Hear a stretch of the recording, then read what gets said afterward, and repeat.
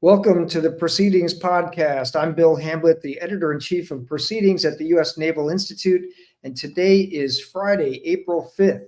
In this episode, we're going to talk about writing. Today's episode is brought to you by Valletta Industries. Valletta Industries is a premier maritime and tactical training company founded and comprised of former U.S. Navy SEALs. They offer best-in-class trainers for the Department of Defense and local law enforcement. The Valletta team has a passion for instructing and continuing to support the mission of active duty personnel and first responders by lending their hard-earned experience to those brave Americans who still serve. If you're a government contractor looking for a great partner for your next big project, Valletta Industries is an SBA certified Hub Zone and SDVOSB company. Valletta Industries, we solve problems. To learn more, go to www.vallettaindustries.com.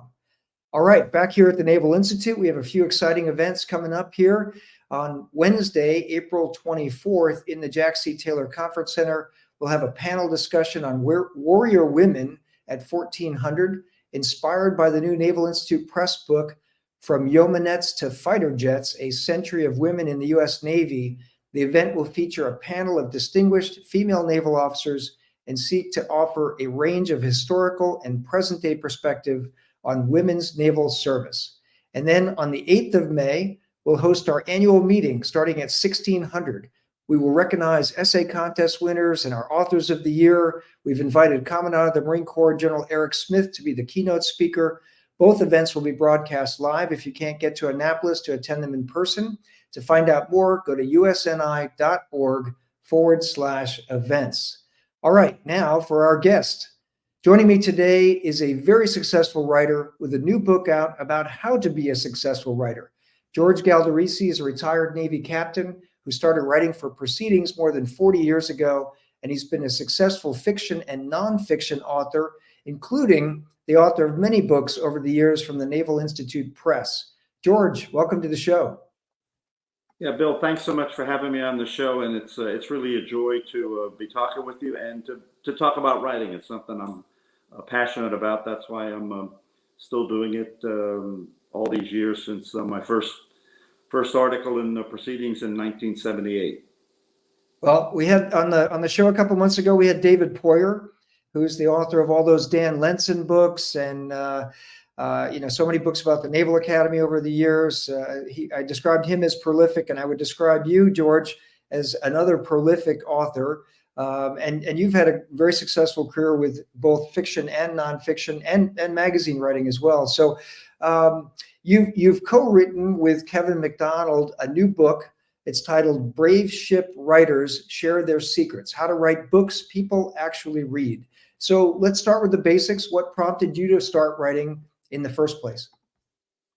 So I was blessed, not to get all misty-eyed about it, I was blessed to have good commanding officers that who encouraged me to read professional magazines like Proceedings and War College Review and Joint Forces Quarterly. And then I'm from New York City, so I have an opinion. So I thought, well, I have some ideas and I'd like to get them published. So I submitted to Proceedings first and had a very wonderful editor, Fred Rainbow, who was able to take my somewhat awkward prose and coach me into being a better writer. So that's how I started with articles in professional magazines, and did that for quite a while. And then how did you make the jump to fiction? So the old saying is you make plans, but God laughs. I had done some nonfiction books on law of the sea, something I was passionate about. Actually, my first article on law of the sea was co-written with your former chairman, Admiral Jim Stavridis, in the Naval Law Review about law of the sea and why the U.S. should sign up with it. So I've been doing articles for quite some time, and again, 2 nonfiction books on law of the sea. And then my best friend in the world, who I went to high school with, is a very successful screenwriter in LA. His name is Bill Blake. And he and his wife have no kids, and they would visit us frequently. They live in Santa Monica. And Bill was down visiting once and had a laptop before anyone else had laptops. And our kids who were in middle school said, well, Mr. Bill, what are you doing? and he said, I'm writing a screenplay. And they said, oh, can we be in it? And he said, sure. So they were in a TV thing he did. So later that day, we were watching it, and I hope no one listening is related to him and friends with him. Steven Seagal, we were watching this wretched Steven Seagal action movie, all kinetics, no plot. And I said to my friend Bill, well, why don't you write a screenplay and do something better? And he said to me, well, why don't you write a novel? And I got a little huffy and said, well, I don't do that. I do professional articles and I do nonfiction books that are scholarly. And you know how it is when a friend is kind of poking you. He held my hand, and I did my first novel in 1996, and then just fell in love with that genre and kept writing. Fantastic. So I got to ask, did you have any formal writing training at any point in your career? And if you did, or if you didn't, do you think it's necessary? So, Bill, when I attended the Naval Academy from 1966 to 1970, that was the height of the Cold War and the Russian Bear, and we were all very well schooled in technical subjects. And I think I took maybe one or two English courses. Everything else was technical because that was what we needed to do to beat the Russians. So no formal training, and that's why I treasure my relationship with editors who were like Fred Rainbow, who were kind to me in the beginning and coached me to become a better writer. So I think midshipmen at the Naval Academy today are getting more well-grounded in skills that would help them be writers. Gotcha. Well, Fred Rainbow, I'll give him a shout out as well. He's my predecessor as the editor-in-chief of Proceedings.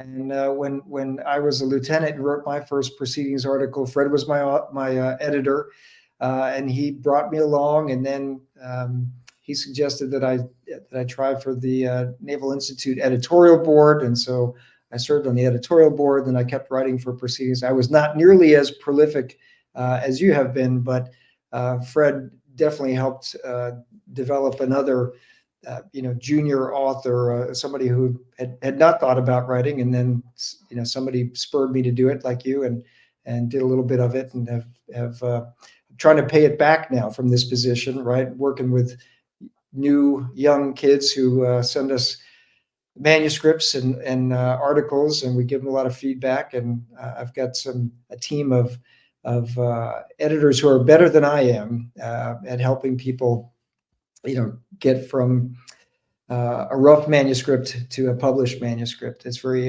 very satisfying. George, how about your Navy career? So you were a helicopter pilot. Later on, you commanded an amphibious ship. You commanded, I think, a Fibron before you retired. So did your Navy career help you with getting ready to write, military technical thrillers, that kind of genre? No, it sure did. I mean, the old saying is write what you know. And so I spent the first 2/3 of my career in the rotary community.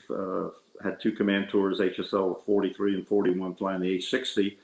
And then when you get to a certain point in your flying career, you stop flying and you do something else. So as you said, I went to the amphibious assault Navy, one ship and one squadron. And then I spent my last 5 years on active duty as a chief of staff for a carrier strike group, and concurrently with that, I led the U.S. Navy, the U.S. delegation for mill-to-mill talks with the Chinese Navy under something called the Military Maritime Consultative Agreement. So, to answer your question directly, my first several novels stemmed directly from my Navy experience. I wrote The Coronado Conspiracy, which centered around drug ops in Latin America. When I commanded USS Cleveland, we went through the Panama Canal 4 times doing drug ops in the Eastern Pacific and the Caribbean. And then from my experience as Chief of Staff for a Carrier Strike Group, my second novel for Duty and Honor was centered on a carrier strike group in the Arabian Gulf. So I'm probably more so than others wedded to writing about things I know. You don't have to look a lot up. You're leveraging your experience. So that's I think there's a very close parallel. That's great. So this new book about writing, Why'd you write it? And is it a book for beginners, for emerging or experienced writers, or for all of them? Yeah, so walking it back, I mean, I've lived in the Coronado community for decades. I've done book talks, book signings, book seminars, and so people kind of know that I do that. And I'd encounter folks in the line at the supermarket, and usually the conversation usually started out with, "Well, I've got a great idea for a novel," or something like that. And so I would do that, and then being a naval aviator and living by a NATOPS checklist my whole career, I said, there's got to be a better way to do this than randomly encountering people. So I did for 4 years with Coronado Adult Education, I did a 6-part 2-hour seminar series on writing. And it was well attended. People liked it. We kept doing it year after year, and then COVID hit. And then I thought, well, I'm only touching so many people doing this. So I teamed up with a gentleman who was a junior officer on my squadron years ago, Kevin McDonald, and we said, well, now we can reach more people and help them with the writing. And to answer your question, it's for beginning, emerging, and accomplished writers. And we've just taken not just our skill set, but the other authors, the other writers in the Brave Ship cabal. It's a micro publisher. We've got about 20 writers, and most of them have contributed a sidebar where they talk about their experience. And one of our fellow writers is a former Marine sharpshooter, and he reached out to General Mattis and got some information from General Mattis about his writing and his love of the written word. So that's how the book evolved. Yeah, that's fantastic. I was reading leafing through some parts of the book last night, and I saw the stuff referencing General Mattis and how he thinks about literature and the importance of reading. And he was a keynote speaker at one of our events back in the fall. And every time I've ever seen him talk, he talks about the importance of reading, about reading voraciously, about devouring books, about the importance of that to your professional development, the development of your intellect. And so I was very glad to see that was in the book as well. So tell us a little bit more about the Braveheart Consortium, if you will. I'm not sure what exactly you call it, but you referenced 20 or so writers. So you're as a group combining efforts. Do you have a small publishing house? Where's that going? Yeah, so this enterprise was started by two fellows, one a retired Navy guy, and the other fellow with a PhD in economics from University of Pennsylvania. And their business model, Bill, is that we as writers, we're the content providers. In other words, we write a manuscript, they publish it, they do all the back office stuff, and I'm happy to talk about that. And then the other half of the business, Matt, the guy with the PhD in economics, he's gotten venture capital money, and he uses what we write to pitch these stories to movies, to television, to video games, et cetera, et cetera. So it's kind of a two-pronged effort, and it seems to be working. The Marine sharpshooter I mentioned, Ted Nolte, had his book, The Locker, picked up by Fox Searchlight. So they're going through what the movie business calls a development hell right now, but it may see the light at some time. So that's the model, and we, and all of us write thrillers. That's kind of the entry point for people who are auditioning to be writers with Brave Ship. And so we beta read each other's stuff. We give advice. It's just a group of fellow travelers that's nice to have as your posse. Oh, that's great. So give us an example or two of the kind of advice that's in the book. Yeah. So again, we're kind of the advice in the book is the primarily crawl, walk, run. And going back to that example I gave you for the supermarket, people, I run into, you run into, say, well, I want to write a novel. And then the question you ask is, well, have you written anything before? And the answer is no. So we advise aspiring writers, particularly beginning and even emerging writers, to write for magazines, to write for newspapers, to write for blog sites, and just cut your teeth on that, get some feedback from editors, and then then maybe write a chapter in someone else's book. My co-author on Algorithms of Armageddon, Sam Tangretti, who's I think won every writing contest the Naval Institute has established, has followed this model, but we tell people, write for publication first, get some feedback, and then move on. And the reason I mentioned Sam is Sam's been the editor of several books where you contribute a chapter. So rather than trying to write 90,000 word novel, you write a 5,000 word chapter in someone's book. So again, a crawl, walk, run is the primary advice we give. Yeah, and Proceedings readers will recognize the name Sam Tangretti, and he was the winner of the 2023 General Prize Essay Contest. So Sam took second prize, third prize a whole bunch of times in that contest, and then this year he won. And his piece on drones or unmanned air systems, unmanned uncrewed weapon systems, is in the March issue of the magazine. So you can come back and find that. So that's excellent advice. Give us some examples of the kinds of things that tend to derail authors. So as you said, you meet somebody in the supermarket, they say, "Rian, I really like to write a novel, right? And I've got this idea. I've got some feed corn in the back of my brain about a story, right?" How does somebody succeed in getting from there to the end, and how do people tend to fail? Yeah, so I think most people aren't successful because they haven't done their due diligence. I mean, there are bookshelves grown under the weight of books that give you advice about writing, how to develop a plot, how to develop characters, where to insert action, how to balance scene and summary. And I'm a little bit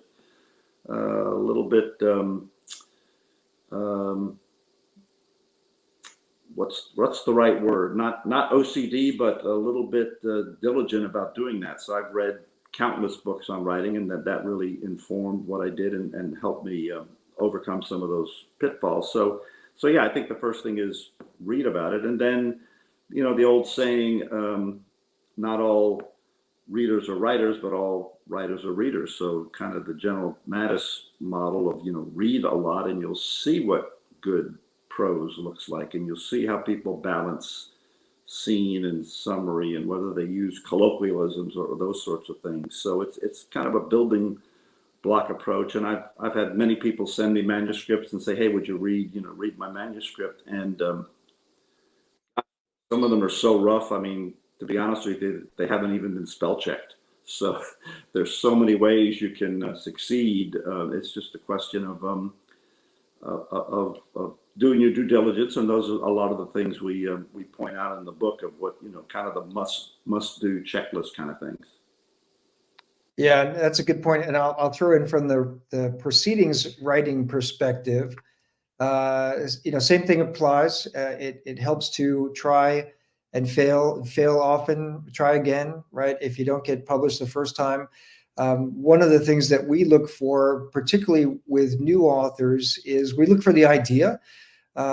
So, you all out there in our audience are the professionals. You're the experts on whether you're a submarine officer, a nuclear power trained, enlisted professional, air crewman, F-18 pilot, whatever it is, you're the experts in your area of warfare. And so write about what you know about, write about what you're interested in. And then we will look for the idea. We'll look for is there a novel idea in here? Is there a new a solution to a problem that's posed? And then we'll help you tease it out. We'll help you present it. And sometimes we'll accept it. First article comes in and we think it's good enough to send to our ed board, and then we send it to the ed board, and then we assign it to an editor, and they'll work with you on getting it into the magazine. And sometimes we'll push it back to an author. We'll just say, hey, this is a good start. You're on a good topic here, but do some more research, right? Here's 5 or 6 other articles on this topic that we've published in the last couple of years. Take a look at those, and then go back to the drawing board, or clean this up, take those ideas and go forward. But it can be a very iterative process. Don't let it get you down. If you get a rejection letter, come back at it again. You got to be a little bit persistent, as you say, George. Due diligence, right? Keep working at it. So let's talk a little bit about the business side of publishing, of writing. So as you said, you're the content.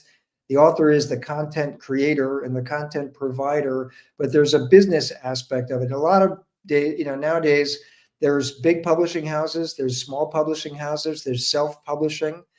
There's working with an agent or not working without an agent. So what are the pros and cons of some of those options? Yeah, no, thanks for that, Bill. So first of all, there's 1.5 million books published every year, and people self-publish. And is that just in the United States? Just in the United States, 1.5 million, and so it's awfully hard if you put something online, with the hopes that people will notice it. I will say there have been exceptions. There's a woman named Colleen Hoover who self-published, and some saw the book, fell in love with it, and she's got a multi-million-dollar contract with a big publishing house. But that's the exception, not the rule. So then you go, do you have an agent? Do you have a publisher? The publishing industry has contracted tremendously, as you know.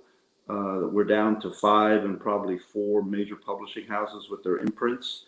And they just don't have the staff to go through manuscripts. They used to have something called a slush pile, where they'd have bright 22-year-old interns who would go through these manuscripts trying to find the diamond. They don't exist anymore. So typically, the only way to get a book published is to find an agent who can present your book to a publisher. And not just any agents. So I've been to many writing seminars where they'll bring in agents from the big houses, and they'll start out by saying, I'm interested in romance, young adult fiction, and paranormal. And that's it. And that's their portfolio. And the reason it is they've sold those kinds of books to editors of publishing houses. So, they've got a connection, and there's confidence that they present those kinds of stories again, they'll be listened to. So you've got to find an agent. So then the question becomes, how do you do that? And the advice we give in the book, and I give to people individually, is your book, as you were describing in the articles, Bill, your book is a certain subject. Let's say it's romance of people who are baby boomers, let's say. So you go to the library and you find books just like yours. And most writers are cordial enough to thank their agent in their acknowledgments. And there's another place in the library where they've got a book with the contact information of every agent in the United States. So you craft a letter to that, and then we go through this in the book. Craft a letter to that agent saying, dear so-and-so, I see that you agented Johnny Jones' book, Murder in the Library, and I've got my novel is Murder at the Bus Station, and it's same genre, but it's better this way, et cetera, et cetera. And then that tells the agent you know what he represents, you've done your due diligence, et cetera. So that's what's made the most people successful in securing an agent. No, that's good to know. I will just tell folks, I often get a lot of military writers who've got a book project or an idea for a book will contact me about the Naval Institute Press. So the press side of the Naval Institute is separate from me. So Adam Kane is the head of the Naval Institute Press. They're the book publishing arm. And Adam has told me, I'm always happy to put people in touch with Adam.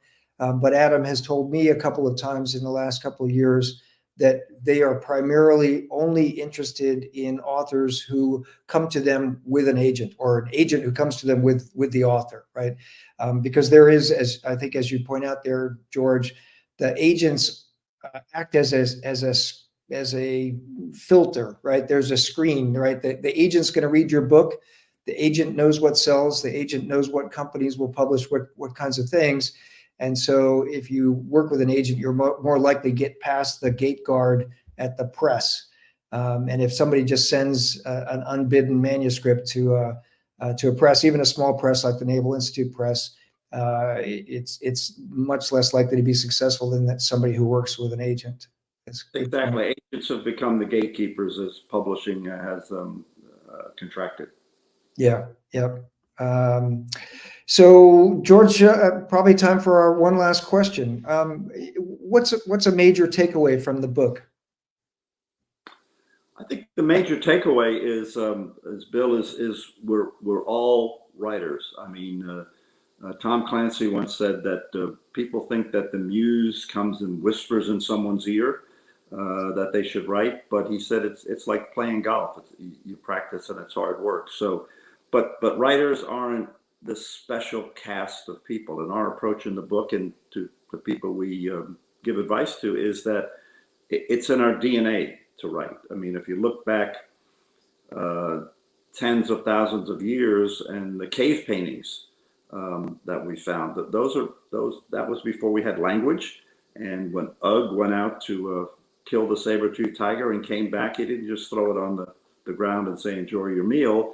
You know, he talked about it, or he did pictures to describe the fight. So it's in our DNA, and you don't have to be that special person to write. You just, the secret we try to give people is write whatever you're passionate about. If you're passionate about your Navy career, write about that. If you're passionate about your granddad's service in World War II, write about that. If you're passionate about cooking, write about that. So if you don't have that passion, you probably will stop writing. That's great advice. Well, George, this has been a great conversation. Good to see you again. And sorry to hear about how the flooding out there in San Diego in February disrupted your home life. But hope you get your house back up to speed. And as you said before we started taping here, you're giving it a facelift. So good luck with that. We look forward to seeing you next year when we're out there again for West 2025. Always a good event. George tends to volunteer in the speaker booth and always is there, ready to lend a hand for the Naval Institute at our annual West conference. And George, your book, I'll just say it one more time: Brave Ship Writers Share Their Secrets: How to Write Books People Actually Read, by George Galdorisi and Kevin McDonald. So, George, congrats on yet another book. Thank you, Bill, and thanks so much for having me on the show and letting me share our ideas about writing. Great as always to have you. Thanks again. All right. Well, today's episode was brought to you by Valletta Industries. Valletta Industries is a premier maritime and tactical training company founded and comprised of former U.S. Navy SEALs.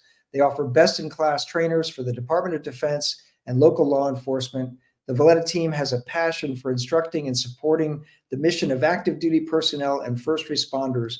They lend hard-earned experience to those who still serve. If you're a government contractor looking for a great partner for your next big project, Valletta Industries is an SBA-certified Hub Zone and SDVOSB company.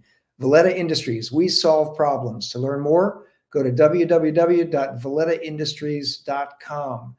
And until next episode, remember, victory begins at the Naval Institute.